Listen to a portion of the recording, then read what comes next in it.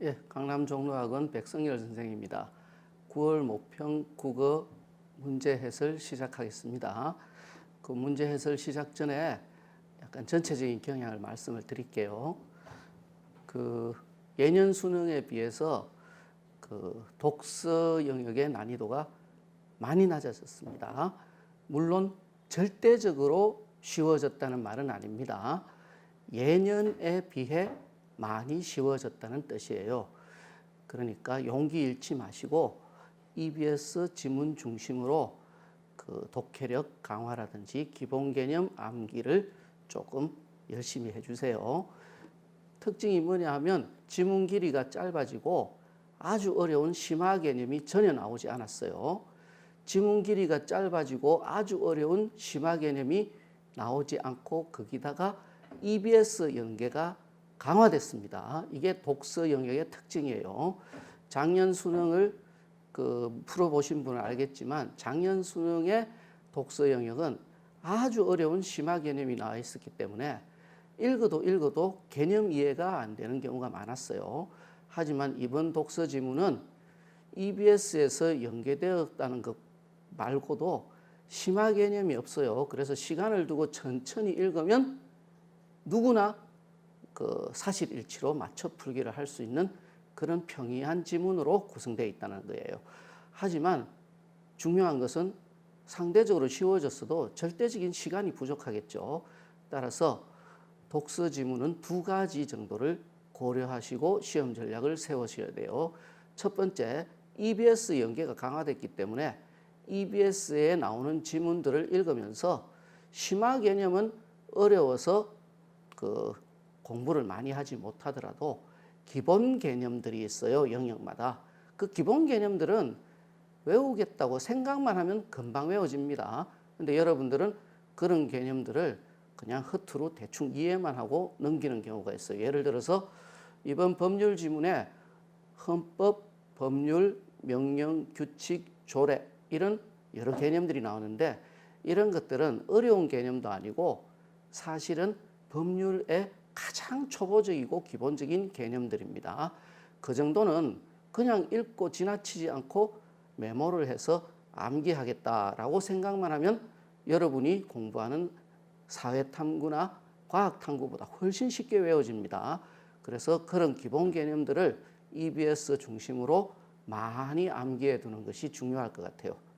요거는 실력 강화와 관련된 거죠. 두 번째는 기본 개념들이 잘 안 돼 있더라도 충분한 시간만 확보되면 얼마든지 풀 수 있는 지문들이 독서에 출제됐어요. 그러면 시간을 확보하는 게 중요합니다. 그래서 제가 생각할 때 독서에서 한 35분 내지 40분 정도를 확보할 수 있다면 이거는 거의 기본 개념이 없어도 풀 수 있습니다.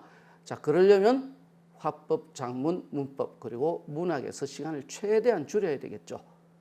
따라서 문학에서 문제를 맞히든 틀리든 시간을 줄여서 독서에 주는 그런 시험 전략이 필요합니다. 독서는 시간만 확보되면 맞힐 수 있는 확률이 높아지지만 문학은 해석 문제가 많기 때문에 시간이 많이 주어져도 해석을 잘 못하는 사람들은 맞힐 확률이 적어요. 따라서 문학이 어렵든 쉽든 간에 한 20분 정도 안에 문학을 다 푸는 그런 연습을 하고 독서는 두 가지, 하나는 EBS 지문 중심으로 심화 개념은 내버려 두고 기본 개념들을 다 메모해서 외워둔다. 충분히 외울 수 있으니까 두 번째, 되도록이면 문학에서 시간을 줄여서 독서로 집중한다. 이렇게 시험 전략을 말씀을 드릴게요. 두 번째, 문학. 문학은 여러분도 알다시피 본래부터 현대시 하나는 EBS 연계가 되지 않아요. 본래 현대시가 두 개 나오죠. 현대시 하나는 역사상 한 번도 EBS와 연계된 적이 없어요. 그래서 그건 본래 제쳐두는 겁니다. 하지만 나머지 문학 작품은 전부 다 수능 완성과 수능 특강에서 볼 수 있는 지문들로 출제가 됐습니다. 따라서 이거는 6월 모의고사 때와 동일합니다. 작년에도 그랬고요. 따라서 EBS 수능 특강과 수능 완성에 나오는 핵심 작품들을 한 번이라도 더 정리해 둡니다. 그래서 그냥 읽고 문제 풀지 마시고 작품의 줄거리와 주제, 그 다음에 구절풀이와 어휘 이런 것들은 외우셔야 됩니다. 그래서 EBS 중심으로 문학을 다시 한번 정리하되 중요한 것은 그냥 이해하고 넘어가는 것이 아니라 기본 어휘와 구절풀이, 그 다음에 줄거리와 주제들은 암기한다는 마음으로 공부를 하셔야 돼요. 세 번째, 화법과 작문은 아주 평이하게 출제되어 있기 때문에 이후 국어 공부를 할 때는 화법과 작문 공부량을 줄이세요. 그러면 다른 독서라든지 문학을 공부할 시간이 어느 정도 확보가 되겠죠. 그리고 중요한 것은 문법인데 문법도 심화 개념이나 복잡한 정보량이 나오지 않고 기본 개념과 간단한 지문에서 출제가 됐습니다. 따라서 문법도 아주 난이도가 낮아졌다고 볼 수 있어요. 그런데 나는 그렇게 문법이 쉽다고 느껴지지 않던데 이런 학생들은 기본 개념 공부가 절대적으로 모자란 학생들이에요. 따라서 지금이라도 충분히 극복할 수 있는 수준이기 때문에 문법 개념 정리책 얇은 것 하나 사가지고 사례와 개념을 여러 번 외우세요. 그 다음에 수능평가원 10개년 문제 정도, 그리고 교육청 5개년 문제 정도, 그리고 시중에서 출판되는 프리미엄 모의고사에서 나오는 문법 문제집 이런 것들을 가지고 하루에 5문제씩 하루도 빠짐없이 문법 문제를 푸세요. 자, 선생님 뭐라고 했죠? 시중에서 출판되는 프리미엄 모의고사에서 나오는 문법 문제집 얇은 거 한 2권 정도, 그 다음에 수능평가원 10개년 문법 문제, 그 다음에 1년에 3개 나오니까 한 30개 세트 정도 되겠죠. 그 다음 교육청 5개년 정도도 1년에 4번 나오니까 20개 정도 되겠죠. 이것을 단 하루도 빠지지 않고 하루에 5문제씩 풉니다. 이때 주의해야 될 것, 역시 이해하고 넘어가는 수준으로는 안 돼요. 기본 개념들을 외우고 사례도 충실히 메모해서 외워둡니다. 그러면 문법에서 시간을 많이 줄일 수 있습니다. 이렇게 전체 전략을 말씀드리고 꼭 한 가지 말씀드려야 될 것은 독서 지문의 경우 사회 이슈 연계 지문들이 많았다는 겁니다.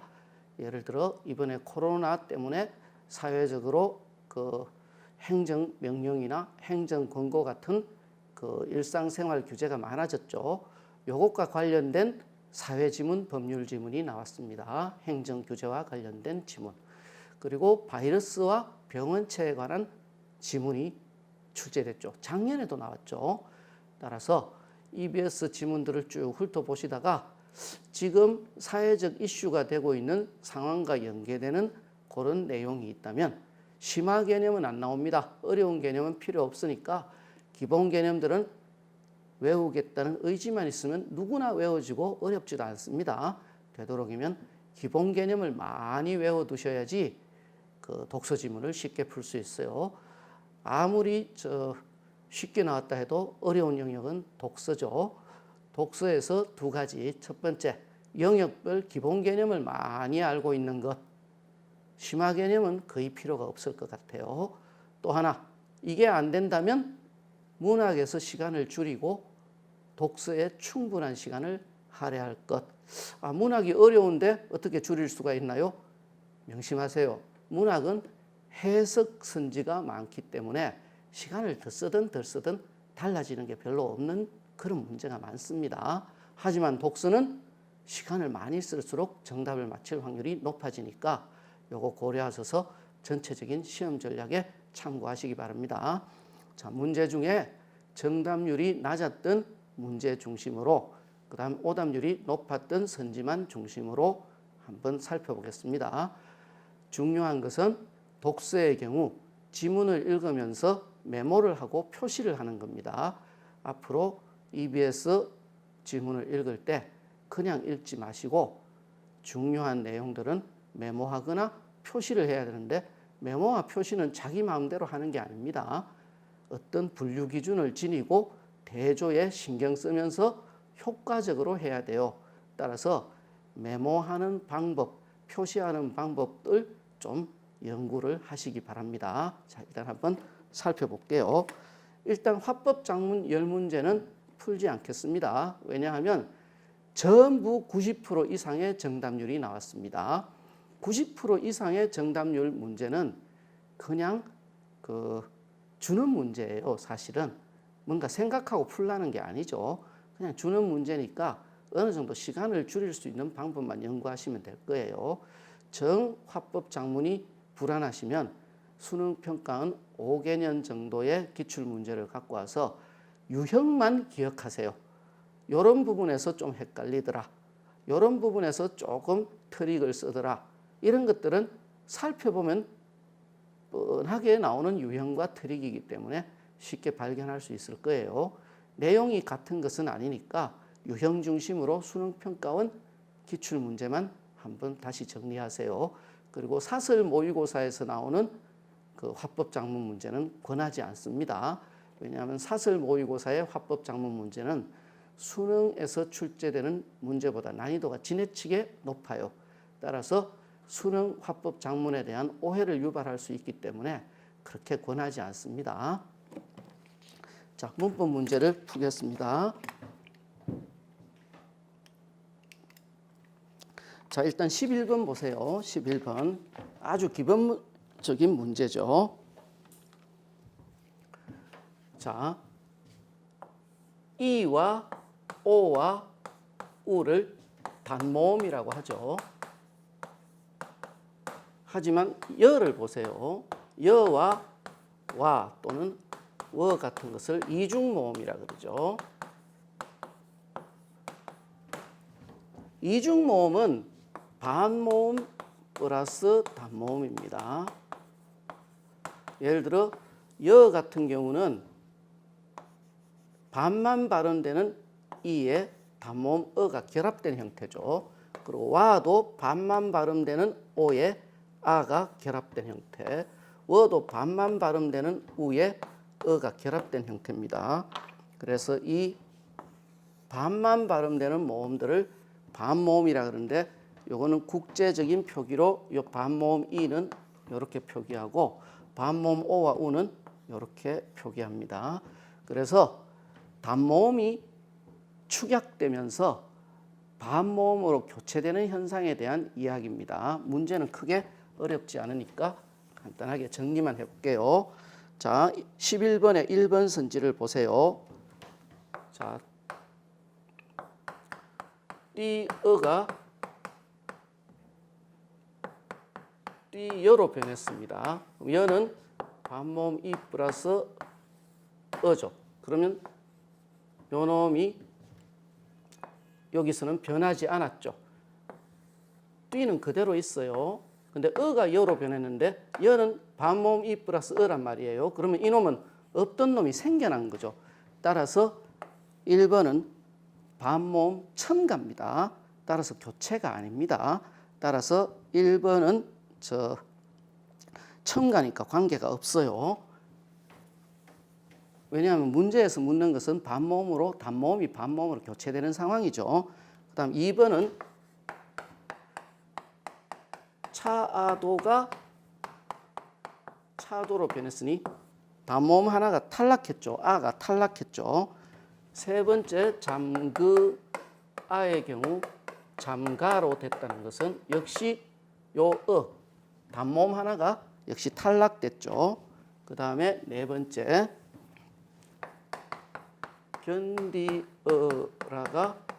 견뎌라가 됐어요. 뎌는 디귿 플러스 반모음 이의 어이죠. 그러면 보세요. 그럼 어는 그대로 있는데 요 이는 단모음에서 반모음으로 바뀌었으니 교체죠. 반모음 교체. 따라서 4번이 정답이에요. 5번을 볼게요. 자, 5번은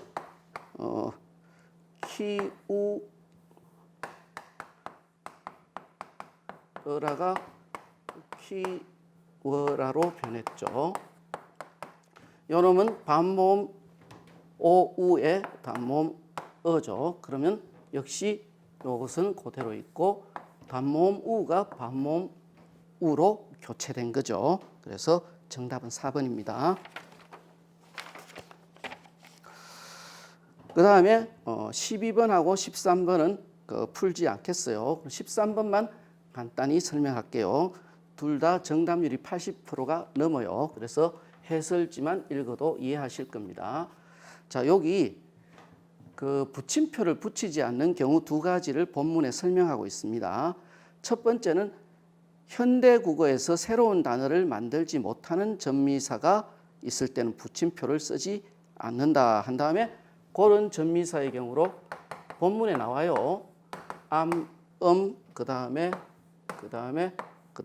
억, 우 등이 있다고 본문에 나와요. 요거는 현대국어에서 새 단어를 만들지 못하는 전미사의 경우예요. 두 번째는 원래 뜻에서 멀어졌을 때입니다. 자, 그럼 13번을 한번 풀어볼게요. 요것은 좆단데 좆아, 그 다음에 요거는 잣단데 잣우, 그 다음에 요것단은 참단데 참아, 그 다음에 요건 붙은데 붓어 이렇게 되겠죠. 여기서 일단 두 번째 경우를 물었으니까 첫 번째 경우를 없애야 되겠죠. 그럼 첫 번째 경우는 현대국어에서 쓰지 않는 전미사 우가 여기 있네요. 따라서 일단 자주는 없애야 됩니다. 따라서 자주가 들어가 있는 1, 3, 5는 날아가고 2와 4만 남아요. 그러면 2와 4의 차이는 조차인데 여러분 나조차 할 때 조차에서 쫓아가다 할 때 쫓다를 상상할 수가 없죠. 따라서 원뜻에서 멀어졌기 때문에 조차까지 포함돼야 됩니다. 따라서 이것은 4번이 답이에요. 그다음 14번을 볼게요. 자, 1번부터 읽어볼게요. 자, 빵은 동생이 간식으로 제일 좋아한다 할 때 빵 명사가 1번 격조사와 결합했다. 은은 격조사가 아니에요. 보조사예요. 보조사와 격조사도 구별하지 못하는 사람을 기본 개념이 없다라고 합니다. 이 개념은 전혀 어렵지 않으니까 문법 개념서를 갖고 와서 격조사는 몇 개 되지도 않아요. 따라서 현대국어의 격조사와 고전국어의 격조사 정도는 다 정리해서 외우셔야 돼요. 그리고 보조사, 격조사의 성격의 차이도 아셔야 되겠죠. 그다음 그래서 격조사가 아니기 때문에 틀렸어요. 그다음 3번을 볼게요.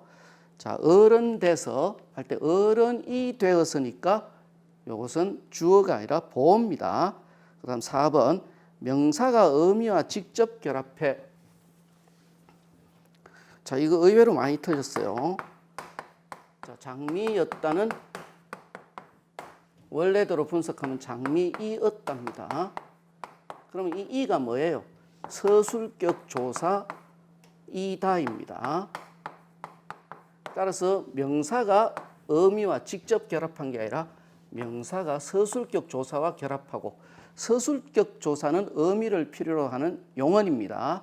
조사인 동시에 용언인 특이성을 지녔기 때문에 시험에 아주 자주 출제되죠. 따라서 외워두셔야 돼요. 기본 개념이에요. 따라서 3번도 틀렸어요. 직접 결합한 게 아닙니다. 서술격 조사를 매개로 해서 결합됐죠. 그 다음 5번. 자, 수사와 관형사를 구별하지 못하는 사람이 있습니다. 자, 세 사람 이런 식으로 체언을 꾸미면 관형사가 돼요. 하지만 셋이 같다 이런 식으로 격조사가 붙으면 체언입니다. 모양도 다르죠. 모양도. 따라서 이것은 체언은 수사라 그러고 체언을 꾸미는 건 관형사라고 해요. 이거는 너무 쉬운 문제고 조금 어려운 문제로 출제되는 경우는 이런 경우예요. 5사람이 같다 할 때 5과 5이 같다라고 할 때 5. 새와 셋은 모양이라도 다른데 이 두 개는 모양이 같죠. 따라서 문법적 성격을 알지 못하면 풀 수 없습니다. 따라서 체언을 꾸미니까 관형사이고 그 다음 격조사가 붙으니까 잘 들으세요. 격조사가 붙으면 99% 체언입니다. 따라서 격조사를 외워 놓으셔야 돼요. 격조사가 붙으면 99% 체언이에요. 격조사는 몇 개 되지 않으니까 현대국어의 격조사, 고전국어의 격조사를 다 외워두세요. 따라서 모양이 같아도 체언을 꾸미기 때문에 관형사, 격조사가 붙기 때문에 체언, 체언 중에 수사. 이 정도는 알아두셔야 됩니다. 그 다음에 15번을 볼게요. 자, 고전국어의 경우 과거에는 복잡한 지문과 많은 정보량을 가지고 어렵게 출제를 했는데 이번에는 지문도 없어요. 지문도 없다는 것은 정말로 기본 개념들을 물었다, 그런 이야기입니다. 읽으면서 풀어볼게요. 자, 15번은 정답률이 아주 낮아요. 정말 기본 개념에 대한 인식이 없다는 걸 선생님들이 자꾸 느낍니다.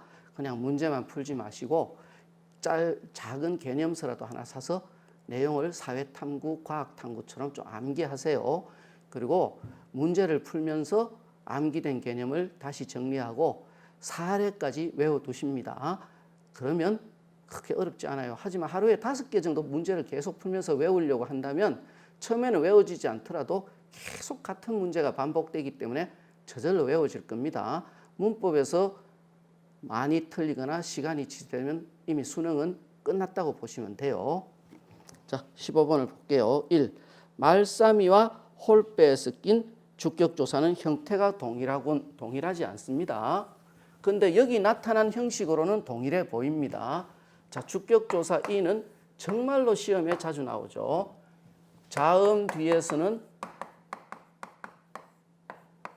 이 그대로 나타나고, 그 다음 모음 뒤에서는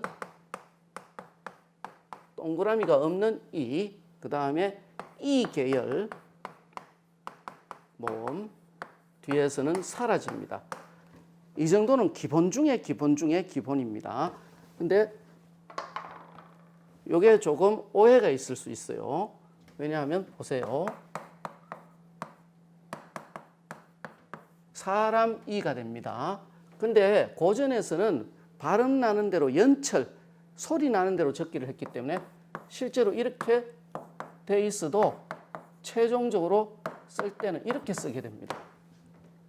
그럼 이거 보세요. 할 바 있어도 할 바 플러스 그 다음에 모음 뒤에서는 이가 온다 그랬죠. 그럼 동그라미에서 이렇게 되면 역시 바 이가 되면서 겉으로 모습은 비슷해집니다. 하지만 같은 건 아니에요. 따라서 요거 구별하려면 할 수 없어요. 요 이 앞에 자음인지 이 앞에 모음인지를 보셔야 됩니다. 따라서 요거 틀리고 있으면 지금 너무 기본 개념이 없는 분이란 걸 좀 생각을 하시고 조금 기본 개념에 철저하게 공부를 하시기 바랍니다. 그 다음 이 계열 모음은 뭐냐 하면 이로 끝나는 모음이에요. 예를 들어 다리 플러스 이가 올 때는 이놈이 사라져 버린다는 거예요. 그래서 그냥 다리로 표현됩니다. 하지만 이거 보세요. 자, 이거는 이가 아닌 것 같죠? 하지만 요거 아셔야 돼요. 에는 아 플러스 이입니다. 그리고 그러니까 에는 아 플러스 이, 그 다음 에도 플러스 이예요. 요렇게 바로 앞에 이가 있으면 무조건 생략됩니다. 그래서 요것은 제가 설명 안 드려도 해설지에 자세하게 나올 것이니까 좀 외워두세요. 그 다음에 2번 못할 놈이 한이라, 많다니까 이건 동사가 아니라 형용사죠. 그 다음 3번을 보세요. 자, 이를 하고 세로는 방점이 동일하죠. 자, 이랄 그 다음 세로 방점이 동일해요. 그래서 여러분들이 3번 선지에 많이 낚였어요. 자, 이것도 너무너무 기본적인 개념입니다. 고전 국어에서 방점은 강약이 아니라 고저입니다. 고저. 이걸 성조라고 하죠. 성조. 현대 국어에는 찍혀 있지 않은 방점이 고전 국어에는 찍혀 있는데 강약이 아니에요. 고저예요. 고저. 이걸 성조라고 합니다. 역시 기본 개념 문제였어요. 4번을 보세요. 해여, 그 다음에 뼈난 끼. 자, 해여는 하게 하여. 근데 해여를 몰라도 관계없겠죠. 편한 키는 편안하게 하여. 이렇게 되니까 피동이 아니라 사동이죠. 그래서 1, 2, 3, 4는 다 틀렸고, 쓰면은 쓰다, 사용하다. 5번이 정답입니다. 자, 그 다음 현대소설은 전부 80% 이상의 정답률이기 때문에 5등급 이하만 틀리는 문제이기 때문에 풀지 않겠습니다. 소설은 쉽게 나왔어요. 하지만 고향이라는 작품이 수능 특강에 나옵니다. 고향을 읽고 줄거리와 주제가 기억이 안 나는 사람은 맞췄더라도 시간이 지체됐을 거예요. 시간이 지체됐다면 이거 맞힌 게 중요한 게 아닙니다. 독서를 풀 시간이 줄어들기 때문에 결국 그 시험을 망치게 될 겁니다. 따라서 맞췄다는데 의미를 두고 좋아하지 마시고 다시 한번 EBS 연계 작품들을 다시 한번 지문을 정독하세요. 그리고 되도록이면 해설이 잘 된 구절풀이와 단어풀이까지 적혀 있는 그 해설 그 연구서를 사서 그냥 읽지 마시고 그 구절풀이의 뜻, 그다음에 어휘풀이의 뜻까지 암기한다는 마음으로 읽으셔야 됩니다. 특히 소설은 EBS와 같은 작품이 출제되지만 인용부는 다르게 출제되는 게 원칙이에요. 따라서 주제와 인물 그리고 줄거리를 알지 못하면 여전히 시간이 걸릴 겁니다. 그러니까 조심하세요. 그 다음에 미학에 관한 지문입니다.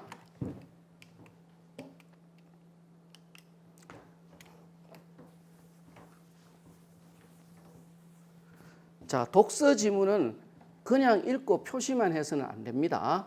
메모를 하셔야 돼요. 메모. 그리고 메모도 길게 하면 하나 많아져 시간이 많이 걸리니까 따라서 짧게 두 문자 정도를 짧게 적어서 알아보기 쉽게 빠른 속도로 메모할 수 있도록 연습을 하셔야 돼요. 그리고 주로 지금 나오는 게 복잡한 수식이나 비례 반비례 관계가 아니에요. 그냥 간단한 분류 문제예요. 분류. A 유형과 B 유형과 C 유형이 있는데 A, B는 이런 특징을 지녔고 C는 다르고 또 B, C는 이런 특징을 지녔고 A는 다르고 이렇게 약간 복잡해 보이는 거예요. 따라서 기본 개념을 좀 암기하고 있는 사람은 쉽게 풀겠지만 이날 처음 이 지문의 개념들을 보는 사람은 어렵지 않아도 복잡해서 빠르게 풀다 보면 틀립니다. 그래서 방법은 두 가지밖에 없어요. 하나는 문학에서 시간을 줄여서 시간을 확보하거나 또 하나는 기왕 EBS 연계 지문을 공부하는데 조금 기본 개념을 암기하려고 해야 돼요. 하지만 그냥 암기만 하지 마시고 복잡한 대조와 공통점, 그 다음에 복잡한 분류 기준들을 지닌 내용들을 짧게 메모하는 그런 연습을 꾸준히 해야 됩니다. 자, 간단하게 본문만 한번 볼게요. 그리고 메모하는 모습을 잘 보세요. 자, 제목이 예술의 정의예요. 그 다음에 모방론 알아도 동그라미 하세요. 그래야 기억이 됩니다. 실제로 이렇게 뭐 다 쓸 필요는 없겠죠. 자, 모방론은 재현입니다. 재현 정도는 아시죠? 예술은 대상을 그대로 베껴야 된다 하는 게 바로 모방론이에요. 반영론이라고 부르기도 합니다. 자, 그러면 뭐 모방론은 다 알겠으니까 관계가 없고 낭만주의에 의해 반박을 당했죠. 그럼 낭만주의는 어떤 주장을 했는가? 자, 여기 나와 표현론을 주장했습니다. 그럼 이렇게 낭만주의라고 적어 놓으시면 되겠죠. 그죠? 그 다음에 표현주의는 뭐가 중요하다? 예술가의 마음입니다. 이때 중요한 것 주체를 분명히 하셔야 돼요. 그래서 작가의 마음이 중요하다. 그럼 이것도 조금 심화시켜 적어 볼게요. 이거는 현실의 재현이 필요하다. 이렇게 메모를 해보세요. 모방론은 현실의 재현, 그 다음에 낭만주의는 표현론은 낭만주의에서 주장했는데 작가의 마음. 그 다음에 세 번째는 형식론이 있네요. 자, 형식론에서는 자, 형식인데 그냥 형식이 아닙니다. 선생님이 이렇게 세모해 놓은 것은 그냥 읽고 넘어가면 안 되고 그 개념의 키워드를 표시해 둬야 된다는 뜻이에요. 그냥 형식이 아니에요. 이 의미 있는 형식은 비평가들만이 이런 것들은 표시하셔야 돼요. 그 다음 직관적으로 식별할 수 있고 정의는 안 되는, 이렇게 안 된다고 할 때는 이렇게 표시하시면 기억이 나거나 아니 기억이 안 나도 이 근처에 와도 금방 알아볼 수 있어요. 표시하는 방식을 보세요. 의미 있는 형식이란 개념의 뜻이에요. 비평가들만이 직관적으로 알 수 있는데 정의는 불가능한 그런 것이다. 따라서 이것은 형식인데 이건 개념이기 때문에 다시 한번 뒤져봐야 된다. 이런 이야기예요. 자, 그다음 네 번째, 이제 이게 전통적인 이 정도는 배경 지식으로 알고 있는 사람이 많습니다. 자, 전통적으로는 이런 세 가지 예술에 대한 정의가 나타나 있는데 20세기 중반에 요거는 EBS 지문에 나오죠. 뒤샹이라는 사람이 병기를 전시하고는 그 센세이션을 일으켰죠. 근데 지금 그 병기는 다른 병기와 똑같은 병기임에도 불구하고 예술 작품이라고 인정되고 있으니까 이건 새로운 예술에 대한 개념 정의가 필요하죠. 그래서 두 가지 정의가 새로 나타났다 이런 이야기예요. 첫 번째는 정의 불가론이에요. 포기하는 겁니다. 예술을 정의할 수 없다. 예술의 정의라는 것은 공통된 본질이에요. 이 정도는 아셔야 돼요. 예술의 공통된 본질은 없다 해서 이렇게 메모를 하시면 되겠죠. 하지만 이것도 잘 알아두셔야 돼요. 선생님 여기 세모해놨죠. 세모해놓은 것은 그냥 읽고 넘어가면 안 된다는 거예요. 읽을 때는 무슨 말인지 알 것 같지만 지나가면 다 잊어먹는 개념이에요. 여러분이 일상생활에서 쓰는 그런 사입이란 뜻이 아니고 정해진 의미가 있는 개념이란 거예요. 이렇게 정해진 의미가 있는 개념은 항상 이렇게 세모를 하시고 키워드를 체크해서 선지를 보고 올라오면 여기를 보자마자 이것들을 볼 수 있도록 만들어 놓으셔야 돼요. 사입이 명제란 것은 참과 거짓을 판정할 수 없는 것을 사입이 명제라고 합니다. 따라서 이런 예술적 정의들은 명제이긴 한데 맞는지 틀리는지 판단할 수 없기 때문에 사입이 명제다. 다 필요 없다. 따라서 정의가 불가능하다. 이런 주장을 했다는 겁니다. 자, 마지막으로 제도론을 볼게요. 자, 제도론은 여기 보세요. 여기 보세요. 예술계라는 사회제도에 속하는 한 사람 또는 여러 사람이 예술이라고 인정하면 된다는 거예요. 예술은 예술 작품 자체에서 그 본질을 발견할 수 있는 게 아니라 사람들이 그걸 예술이라고 인정하면 된다 이런 이야기예요. 따라서 그래서 이름이 제도겠죠. 따라서 인정. 이때도 주의해야 될 게 한 사람 또는 여러 사람 이런 것들은 기억을 하셔야 되겠죠. 그리고 이것도 알아보세요. 자, 평가적 기준과 분류적 기준 이렇게 둘 이상이 쌍을 이루면서 대립되는 어떤 항목들이 있다면 차이들을 다 표시해 놓으셔야 돼요. 자, 평가적 기준은 뭐냐 하면 특정한 기준이 있어서 예술 작품이라고 부를 수 있는 것이고 그 다음에 분류적 이론이란 것은 일정한 절차만 있으면 된다는 이런 이론이니까 지금까지 봤던 이런 것들은 다 평가적 이론이고 이것은 분류적 이론이다 이런 이야기예요.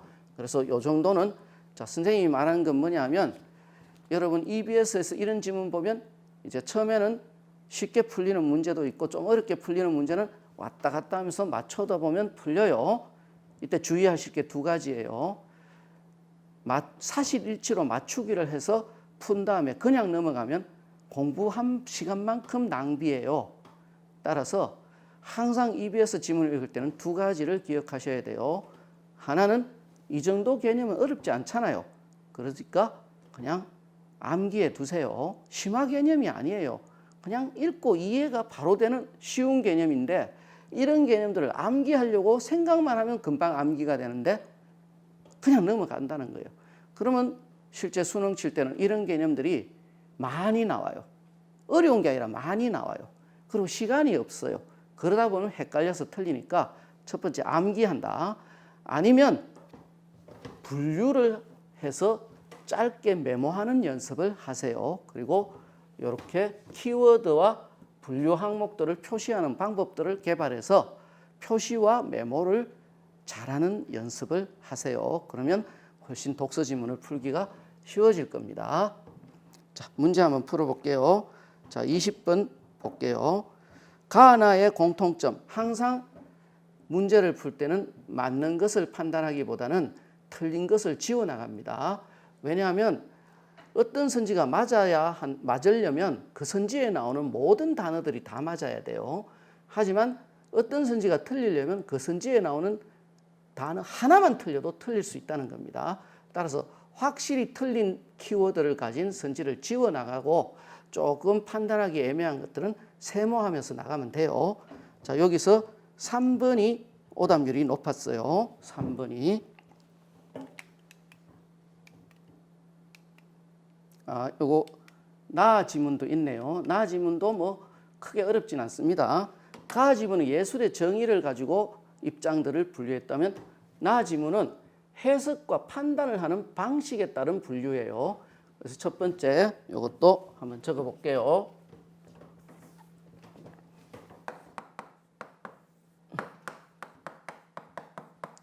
첫 번째 맥락주의. 맥락주의는 작품이 가지고 있는 맥락이란 뜻인데 두 가지가 있어요. 하나는 사회 현실, 또 하나는 작가 내면. 즉, 그 당시에 사회 현실을 가지고 해석을 하거나 작가의 내면을 가지고 해석하는 것을 맥락주의라고 하는데 요 놈은 여기와 연관되고 요 놈은 여기와 연관된다는 걸 쉽게 알 수 있겠죠. 자, 그 다음에 두 번째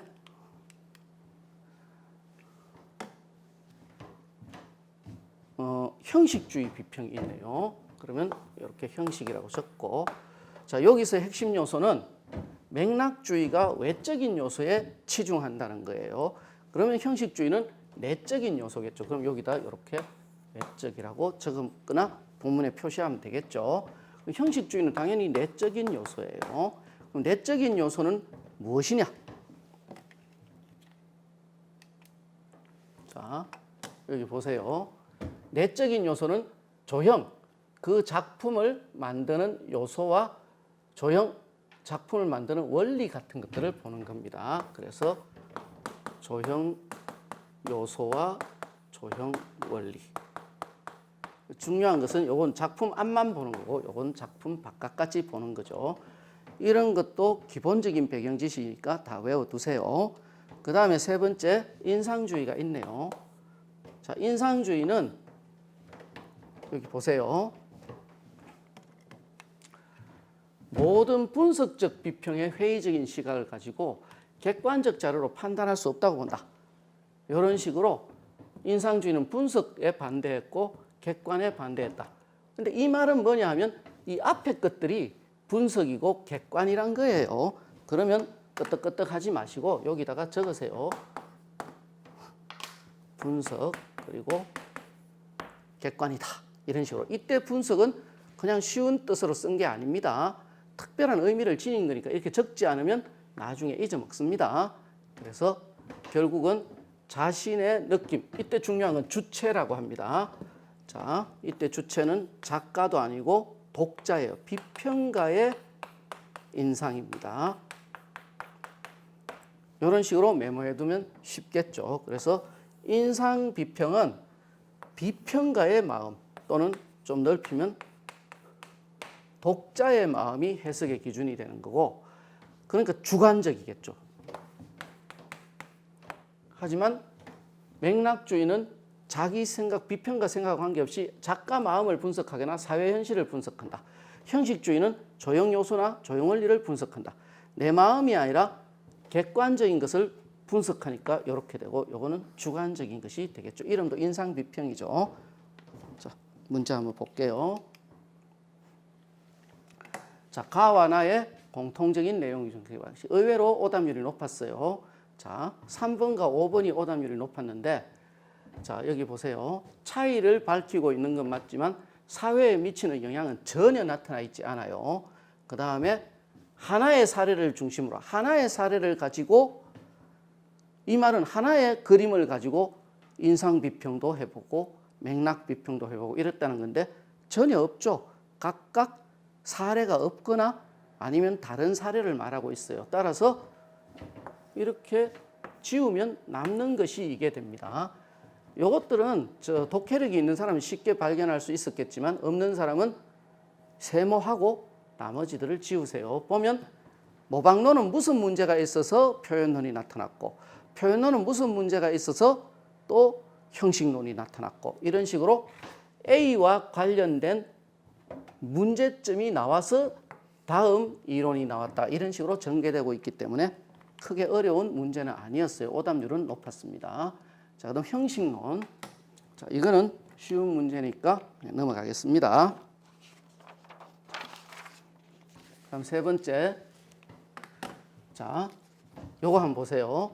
자, 여기서 1번을 대충 읽고 넘어갔다면 이제 죽음의 문제가 되겠습니다. 그래서 오답률이 높았죠. 하지만 1번을 잘 읽는다면 뭐 금방 풀 수 있는 문제죠. 2, 3초도 안 걸리는 문제예요. 자, 모방론자는 뭡니까? 잘 들으세요. 모방. 예술 작품은 대상의 모방이어야 한다, 이런 뜻이죠. 자, 철수를 그린 그림이 예술 작품이죠. 이때 철수는 대상이 되고 철수를 그린 그림은 예술 작품이 되는 겁니다. 대상의 모방이 모방론이에요. 자, 그럼 보세요. 근데 디샹은 실제 병기를 갖고 와서 그 예술 작품이라고 주장을 했죠. 근데 잘 보세요. 디샹에게 뭐 그런 게 필요 없어요. 자, 샘은 병기를 닮은 것이 아니라 병기 그 자체입니다. 자, 모방론은 뭐라 그랬습니까? 대상의 모방이라 그랬죠. 그럼 이 병기는 어떤 대상을 모방한 겁니까? 대상 자체입니까? 따라서 이거는 모방론하고 관계가 없습니다. 그래서 바로 1번이 답이 되는 겁니다. 그래서 1번에서 답을 못 걸으니까 결국 4번과 5번에서 그냥 고민하다가 아무거나 찍게 되는 거예요. 이 오답률은 별 의미가 없는 거예요. 1번에서 답을 못 걸으면 항상 5번이 오답률이 제일 높아요. 6번은 없으니까요. 그죠? 그래서 이거 잘 보세요. 기본 개념이 없다는 겁니다. 정확하게 문장을 읽고 개념을 이해하세요. 모방론은 예술 작품 A는 대상 B를 그대로 모방해야 된다, 이런 뜻이에요. 디샹의 병기는 다른 병기를 모방한 게 아닙니다. 그냥 병기 자체를 갖고 온 겁니다. 따라서 대상의 모방이 아니라 대상 자체를 갖고 온 거죠. 그죠? 따라서 모방론이 아니기 때문에 쉽게 풀 수 있습니다. 자, 그 다음 문제 볼게요. 자, 23번 문제.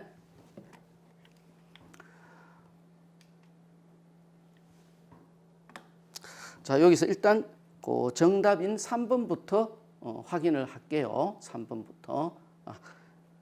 정답은 2번이죠. 3번이 오답률이 높았습니다. 자, 보세요. 태는 맥락주의자예요. 그럼 맥락주의자는 뭡니까?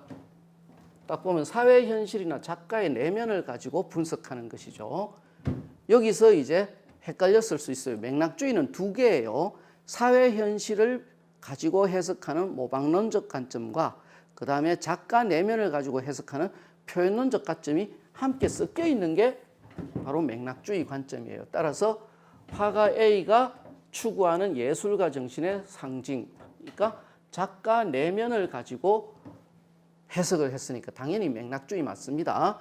3번을 답이라고 하는 사람은 맥락주의를 이것만으로 한정하고 있는 사람이에요.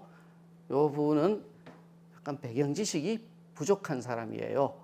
아니면 이런 지문을 만나도 그냥 맞춰 풀기 하고 넘어가는 사람이에요. 이러면 공부하는 시간만큼 결국은 낭비가 됩니다. 여러분 수학이든 아니면 영어든 사탐이든 각탐이든 공부한 내용을 암기하죠. 근데 국어는 내용이 너무 광범위하고 정보가 너무 많아서 암기를 못하겠다라고 하는데 암기의 기준은 간단해요. 영역별로 자주 나오는 분류와 개념은 심화되는 개념이 아니면 외우기가 쉬워요. 그래서 생물의 기본 개념과 분류, 법률의 기본 개념과 분류, 이걸 찾아서 외울 필요도 없어요. 그냥 EBS 지문을 볼 때마다 한번 메모 연습해보자 하는 생각으로 메모하다 보면 외워집니다. 그러니까 반드시 맞춰 풀기로 끝내지 마시고 반드시 효과적인 메모법을 익힌다라는 마음으로 메모를 해보세요. 그런 다음에 메모가 끝났는데 그냥 외워져 있습니다. 이런 연습을 좀 하세요. 그래서 3번은 맞아요. 그래서 정답인 2번을 볼게요. 자, 디키는 제도론이죠. 제도론은 어떤 사람들이 인정하면 된다 이런 이야기죠. 그죠? 그러면 제도론에서 어떤 사람이 인정하면 된다 이런 말들은 전혀 없으니까 2번이 바로 답입니다.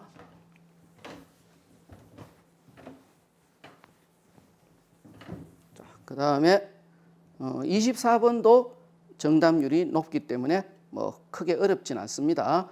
문제만 정답만 한번 볼게요. 자, B는 인상주의로 비평을 하라 그랬어요. B는 인상주의로. 인상주의는 비평가의 인상이에요. 근데 4번을 보세요. 3번을 보세요. B는 슬퍼 보이고 고통을, 자, 슬퍼 보이고 이 그림을 보고 슬퍼 보인다라고 생각한 사람은 누굽니까? 작가입니까? 아니면 독자인 비평가입니까? 독자인 비평가예요. 따라서 슬퍼 보인다는 것은 작가의 내면을 생각한 것이 아니라 이 그림을 보는 독자, 다른 말로 비평가의 심리적 상태를 표현하는 것이기 때문에 틀렸습니다. 그리고 4번은 우울한 색과 기괴한 형태를 언급한 것은 그 작가의 주관적 인상이다. 비평가의 주관적 인상이다. 4번은 맞아요. 그래서 이것도 크게 어려운 문제는 아니었습니다. 자, 넘어가겠습니다. 그 다음에 조금 복잡해 보이는 지문이 나왔네요. 자, 이것도 지문을 간단하게 메모하고 그 다음에 이 지문을 다 사실일치로 풀고 난 다음에는 메모법도 익히고 그 다음에 기본 개념도 익히는 식으로 암기를 하세요.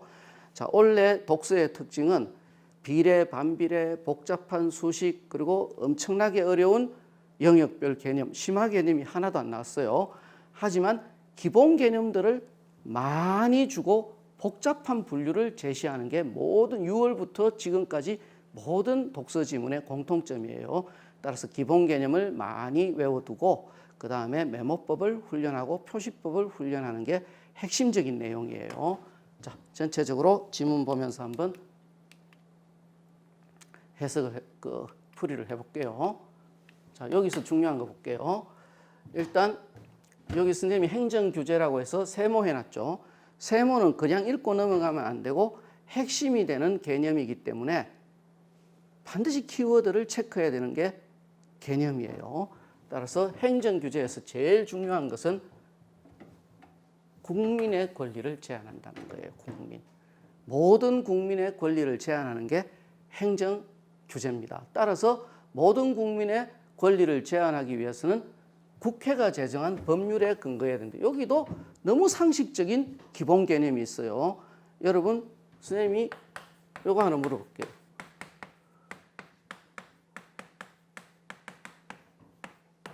법률하고 법령은 다른 개념이에요. 여러분이 일상생활에서 법률이라 그럴 때는 아무거나 마구잡이로 법률이라 그런 겁니다. 그렇게 일상생활에서 대충 쓰는 뜻으로 개념을 정리해 두시면 안 됩니다. 정해진 뜻으로 명확하게 이해하고 암기하는 그런 습관을 들이세요. 자, 법령은 훨씬 넓은 개념이에요. 그래서 법령에는 기본적으로 5가지가 있어요. 헌법, 이 최상위 법령이에요. 그 다음에 법률. 법률은 헌법을 구체화한 것이에요. 그래서 이렇게 구체화. 요거 2개는 모든 국민에게 적용이 되고 국회가 만듭니다. 그래서 국회를 입법부라고 해요. 국회. 하지만 우리 동네에서 쓰레기 봉투가 300원이다, 500원이다 이런 것들을 헌법이나 국회에서 만들 이유가 없죠. 이런 너무 사소하고 구체적인 것들은 하위 법령으로 규정을 하는 겁니다. 그래서 국회가 여기도 법률은 사실 국회가 제정하는 거예요. 그래서 좀 이따 나올 법률이 위임했다는 말이나 국회가 위임했다는 말은 동일한 표현입니다. 그래서 결국 여기서 핵심 키워드는 두 개입니다. 행정규제라는 건 국민의 권리를 제한하는 것이고 법률에 근거해야 된다. 이 두 개가 키워드예요. 그리고 상식이 있으신 분들은 법률이면 국회, 국회면 법률 이렇게 나오니까 둘 다 표시하지 않아도 되지만 법률은 국회가 제정한 것만을 법률이라고 한다. 이것을 모르는 사람은 키워드 표시를 해둬야 돼요. 두 번째, 행정규제와 행정입법이 달라요. 행정입법도 개념이 이렇게 표현이 비슷한 것을 명확하게 구별할 수 있어야 돼요. 행정입법은 행정기관이 제정하면 다 행정입법이에요. 행정입법. 그래서 행정입법 안에 행정규제가 들어가는 거예요. 결국 행정입법 속에서 국민이 모두 제한을 받는 이런 법률 규정을 행정규제라고 한다. 이런 이야기입니다. 여기서 키워드 두 개 기억하시고요. 자, 그 다음 여기서 왜 저 행정입법을 만드느냐 하면 아까도 말했죠. 쓰레기 봉투 300원 할까 500원 할까 이런 것까지 국회에서 논의할 그런 게 없어요. 따라서 여기 보세요. 첨단 기술과 관련돼서 그때그때 법을 만들기 어렵다든가 1. 그 다음에 상황 변화에 적극적으로 대처해야 하거나 아니면 너무 세세한 개별적 상황일 때는 국회가 만들 수 없기 때문에 행정기관이 그때그때 만들면 된다. 이런 이야기입니다. 그 다음 자, 여기서 이제 조금 복잡해집니다. 위임명령, 그 다음에 나오는 행정규칙, 그 다음에 조례 이렇게 세 가지가 나오는데 쭉 읽어보세요. 읽다가 좀 복잡한 느낌이 들면 표시로 해결하기에는 한계가 있어요. 그래서 메모법을 익혀서 메모를 부지런히 해야 돼요. 완벽하게 메모할 수는 없어도 간단하게 뒤져볼 수 있게 짧게 메모만 해두셔도 정답을 맞추는 데는 큰 무리가 없어요. 자, 이제 한번 해볼게요. 자, 위임명령, 그 다음에 위임명령은 국회가 행정부에 위임을 한 거예요. 그리고 뭘 위임했냐면 제정하도록 위임한 거예요. 그래서 여기 보세요. 재정 주체에 따라 행정부는 대통령, 총리 그리고 국방부, 내무부처럼 각 부가 있어요. 그 다음 중요한 것 명령은 모든 국민에게 그래서 표시를 해야 됩니다. 그래서 이런 절차를 밟아야 된다. 그 다음에 여기까지는 아직까지 이제 뭐가 문제인지 모르겠어요. 그지? 그리고 여기 보세요. 그 다음에 이 포괄위임이란 게 있습니다. 포괄위임. 그래서 여기 포괄적 위임은 안 된다. 포괄적 위임은 그냥 네 맘대로 정해라 하고 그냥 알아서 맡겨버리는 이런 위임은 포괄적 위임을 하면 이게 국회가 정해야 될 법을 행정부가 제 맘대로 정하게 되겠죠. 이게 안 된다 이런 거. 그 다음에 다음 내용은 그냥 대충 보시고요. 그 다음도 보세요. 일단 제가 그 독해를 하는 방법에 대해 한번 얘기를 해보려고 그래요. 그 다음 봐. 요 행정규칙은 또 행정부의 직제 같은 것이고 그 다음에 여기 보세요. 위임받지 않는다. 일반 국민에게 적용되지 않는다. 그리고 아까 말한 절차를 지키지 않아야 된다. 이렇게 X에서 알아보기 쉽게 만드세요. 그 다음에 요거는 예외 상황이니까 한번 따로 읽어보시도록 하고 그 다음 보세요. 조례는 지방의회가 제정한다. 그 다음에 여기서 위임에 근거해야 된다. 그 다음 포괄적 위임. 자, 이 정도까지 읽었다면 뭔가 알겠다라는 생각을 하시는 분도 있고 너무 복잡하다 헷갈린다 이렇게 생각을 하시는 분도 있는데 이때 이제 여기까지 읽었으면 본격적으로 메모가 들어가야 돼요. 메모가 시작될 때 여기 나오는 분류 기준들을 보세요. 자, 세 가지가 나오죠. 명령, 그 다음에 규칙, 조례 이렇게 간단하게 씁시다. 그러면 이런 것들 다 법령이라 그래요. 법령. 자, 제일 먼저 누가 만든다는 재정 주체가 나오죠. 그 다음에 국민에게 적용이 된다, 행정부에 적용이 된다 이런 말이 나오니까 적용 대상이 나오죠. 그 다음에 이거는 위임을 받은 거고 이거는 위임을 받지 않아도 된다 뭐 이런 말들이 나오죠. 그러면 위임 여부입니다. 이때 위임은 국회 즉 법률이에요. 그 다음 네 번째는 정해진 절차 즉 입법 예고와 공포 같은 절차를 지켜야 되는가. 그럼 마지막으로 어떤 거는 포괄적 위임이 된다 그러고 어떤 건 안 된다 그랬어요. 그러면 포괄적 위임 여부. 자, 선생님 말 잘 보세요. 이거 하나 정리하는 게 목적이 아니라 정리하는 방법을 아는 거예요. 그래서 중간중간에 좀 열심히 독해해서 기억되는 건 기억되고 헷갈리는 건 헷갈리고 이런 식으로 좀 한 서너 달러 읽고 나면 아 이거 분류 문제구나, 대조 문제구나, 공통점 차이점 문제구나 라는 걸 파악하자마자 분류 기준을 갖고 와야 돼요. 분류 기준을. 그런 다음에 이렇게 분류 기준을 딱 쓴 다음에 물론 이걸 다 적을 필요는 없죠. 두 문자만 적으면 되겠죠. 그런 다음에 선생님이 정리한 걸 한번 보세요. 자, 유형, 재정 주체, 그 다음 적용 대상, 절차. 물론 이게 다 쓸 필요는 없어요. 위임 여부, 그 다음 포괄 위임 여부. 이렇게 분류 기준을 정한 다음에 다시 올라가서 표시만 하면 됩니다. 그래서 집중만 하면 굉장히 쉬워요. 그래서 명령과 규칙은 둘 다 행정부가 제정하는 거예요. 그래서 행정 입법이 되는 거죠. 근데 조례는 지방의회가 제정한다고 돼 있어요. 올라가서 확인하면 되는 거예요. 두 번째 적용 대상은 모든 국민에게 적용되고 요거는 행정부에 국한된 거라고 적혀 있어요. 그러면 행정부에만 적용이 되고 요거는 지역 주민에게만 적용된다고 딱 돼 있어요. 이런 식으로 지금 이건 올라가서 확인만 하면 돼요. 여러분이 해야 될 것은 이렇게 읽은 다음에 분류 기준을 정하고 그 다음에 위로 올라가서 읽은 것을 참고해서 빠른 속도로 이걸 메모하는 거예요. 세 번째, 위임 여부는 딱 보면 나와요. 요거는 국회가 위임을 한다고 돼 있고 이거는 행정부의 문제니까 위임을 받지 않아도 된다고 돼 있어요. 하지만 이건 또 위임을 해야 된다네요. 이런 식으로 동그라미를 하고 그 다음에 딱 보면 위임을 해야 되는 것은 정해진 절차를 지켜야 되고 위임을 받을 필요가 없는데 왜 정해진 절차를 지켜야 돼요? 따라서 필요 없고 근데 이것도 위임이 필요하니까 정해진 절차가 있대요. 그 다음 포괄적 위임은 네 맘대로 하세요인데 이것은 안 된다고 돼 있죠. 하지만 지역의 일은 또 네 맘대로 하세요가 된다는 거예요. 그래서 동그라미 하고 이거는 위임 자체가 안 되는데 어떻게 포괄적 위임이 가능하겠어요. 그제? 그래서 이런 식으로 선생님 말 잘 들으세요. 쭉 읽고 나면 이해되는 것, 기억되는 것도 있고 잊어먹은 것, 이해 안 되는 것도 있지만 아 이거 분류 문제네. 그리고 공통점, 차이점 문제인데 좀 복잡하군 하자마자 이런 식으로 항목과 분류 기준들을 쓴 다음에 다시 올라가서 빠른 속도로 메모를 하세요. 그 다음 여기서 헷갈리는 것은 그냥 세모로 하세요. 세모. 세모로 해도 정답 맞추는 데는 큰 문제가 없을 거예요.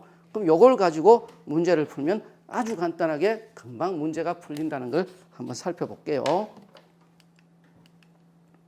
자, 26번 보세요.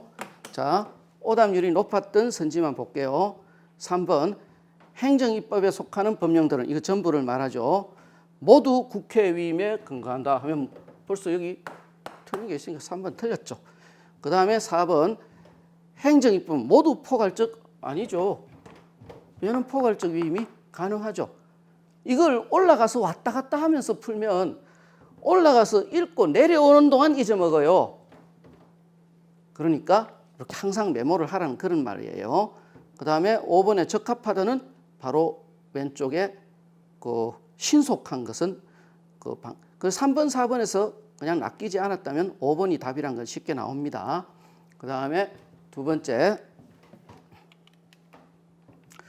자 기역의 이유로 가장 적절한 것은 자 위임받은 것을 위임받은 권한을 가지고 이제 그 행정기관이 그 법령을 제정할 때 그 위에 보세요.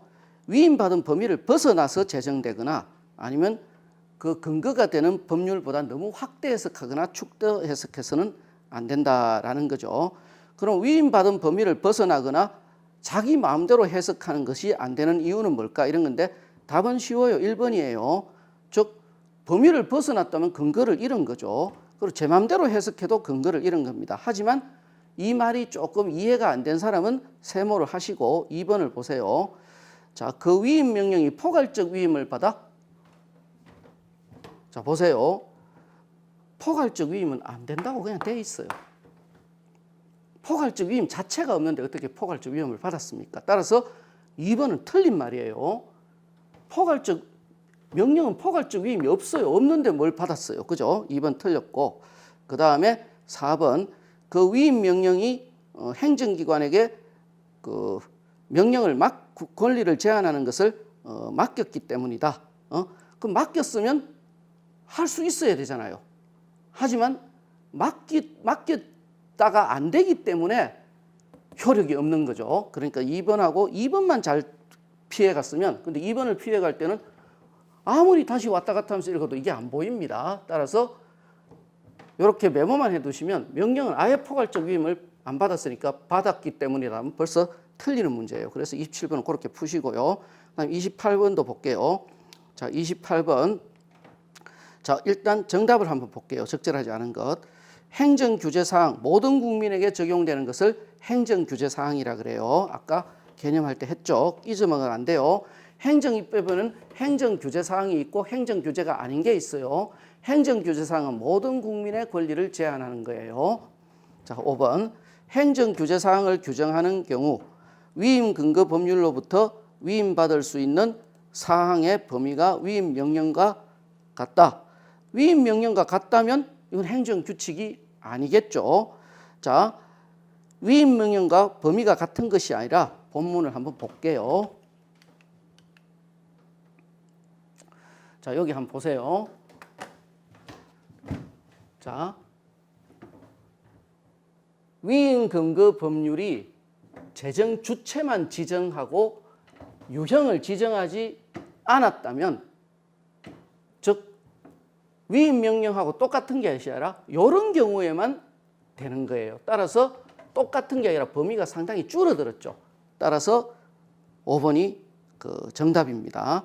여기서 오답을 많이 한 4번 문제만 간단하게 보겠습니다.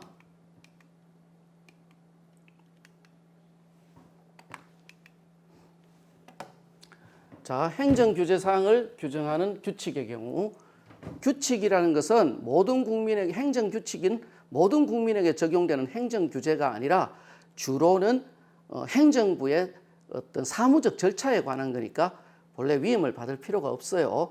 하지만 행정규칙도 행정규제사항을 규제할 때는 위임을 받아야 되겠죠. 그래서 4번을 보세요. 행정규제사항을 규제하는 경우 위임을 받은 재정주체에 의해 제정이 된다. 이것은 그냥 아예 나와 있어요. 본문에. 보세요. 근거법률이 주체만 지정하고, 주체는 지정돼 있어요. 항상 누가 법을 정해야 될지는 규정이 다 돼 있습니다. 그 다음에 29번을 볼게요. 자, 여기서도 조금 그 구별을 해야 되는 게, 자, 현수막에 대해 문의를 했는데, 보세요. 옥에 문의하신 내용에 대해서는 이런 법률이 있다는 거예요. 그리고 법률 3조, 그리고 위법률 5조니까 요거 두 개는 법률이에요. 법률. 즉 국회가 제정하는 것이고 행정입법을 위임할 수 있는 권한을 가진 근거법률이 되는 거예요. 근데 요 법률에 의거해서 여기 보세요. 대통령령, 시행령 이렇게 령이라고 나와 있죠. 영은 명령이에요. 그러면 이 명령은 이 법률에 의해 위임을 받은 명령이에요. 위임을 받은. 왜냐하면 명령은 그 위임을 받아야 되니까요. 그 다음에 요거는 법률, 따라서 요것은 명령이에요. 그리고 자, 설치 전에 신고해야 된다는 것은 명령이고, 그 다음에 요 법률에서는, 요것도 법률이죠. 법률에서는 신고 번호와 표시기간, 제작자명은 법률이고, 요 사항은 법률로 정해져 있고, 요 사항은 법률이 위임한 명령에 정해져 있고, 그 다음에 표시하는 방법은 다시 법률이 위임한 의회, 즉 조례에 정해져 있다. 이런 이야기입니다. 자, 따라서 2번, 3번 한번 볼게요. 자, 2번. 나의 오조는, 자, 아까 봤듯이 나의 오조는 명령이에요. 명령. 그래서 가의 16조로부터, 16조가 아니라 5조로부터 위임을 받았으니까 틀렸죠. 그 다음에 3번. 나는 역시 그 나의 5조죠. 입법 예고와 공포 절차를 거쳤겠군. 요거는 요거 보고 판단해야죠. 당연히 명령은 절차를 거쳐야 되겠죠. 근데 다를 봅시다. 다는 조례죠. 근데 다도 절차를 거쳐야 돼요. 따라서 요게 맞으니까 틀리게 됩니다. 그래서 요거 2번, 3번만 뭐 왔다면 뭐 어렵지 않겠죠. 자, 다는 조례죠. 조례는 지역 주민이 준수해야 되는 상황입니다. 하지만 지역 주민도 국민이죠. 나의 명령은 모든 국민이에요. 다의 조례는 지역 주민이죠. 그러면 다의 지역 주민은 지역 주민인 동시에 국민이기 때문에 다를 준수해야 되는 사람도 국민이라면 모든 국민에 적용되는 명령에도 따라야 되는 거죠. 그래서 다시 한번 풀어보세요. 자, 그 다음에 고전 소설도 전부 정답률이 80% 이상이기 때문에 풀지 않겠습니다. 그 다음에 마지막으로 뭐 이과생들은 조금 쉬웠겠지만 문과생들은 어려웠을 수 있는데 여기도 사실 생물의 기본 개념인 세포의 구조라든지 아니면 미생물, 즉 세균과 바이러스의 특성 정도는 가장 기본적인 개념이니까 알아두셔야 됩니다. 그리고 역시 이렇게 복잡한 분류가 있을 때는 메모를 좀 해두시는 게 좋아요. 자, 메모하는 방법을 한번 본문과 함께 살펴볼게요. 예, 마지막 생물 지문 한번 해보겠습니다. 역시 이것도 처음에 이제 표시도 하고 이해도 하고 기억도 하면서 읽다가 자, 끝까지 가보면 역시 분류 문제구나 하는 걸 알 수 있어요. 항목들이 여러 개 나오고 똑같이 A, B, C가 있는데 A, B는 이런 점에서 같고 C는 다르고 B, C는 또 이런 점에서 같고 A와 다르고 이런 식으로 복잡한 분류 기준이 있고 분류 내용이 있는 겁니다. 이런 것들을 공통점과 차이점이라고 얘기하죠. 자, 계속 이런 지문이 나오는데도 그 시험의 성적을 하늘의 운에 맡기고 그냥 공부하면 안 되죠. 또는 집에서 한정없이 시간을 투자하면서 끙끙거리면서 맞춰 푼 다음에 답이 나왔군 하고 넘어가면 아무 의미가 없습니다. 선생님이 지금 오늘만 해도 몇 번 반복하는지 모릅니다. 원래 EBS 연계 독서 지문은 어렵게 나오지 않았어요. 복잡한 수식, 비례, 반비례가 전혀 없습니다. 전부 시간만 들이면 이해할 수 있는 기본 개념이다. 단지 공통점과 차이점이 좀 복잡할 뿐이다. 따라서 두 가지 제안을 했습니다. 하나는 지문을 읽을 때마다 기본 항목들과 개념들을 좀 외워두세요. 두 번째, 시간이 없을 때 빠른 속도로 메모를 해서 맞춰 풀기 하는 메모 연습을 좀 하세요. 그러면 어떻게 메모돼야 되는지 한번 대충 볼게요. 자, 쭉 한번 읽어보면 항목들이 나옵니다. 항목들이. 자, 제일 먼저 1단락에서 벌써 여러분의 승패가 좌우될 수가 있어요. 생물 지문은 그림을 그려야 됩니다. 자, 보세요. 1단락을 쭉 읽은 다음에 보자마자 그림을 그려야겠군. 부지런히 그리세요.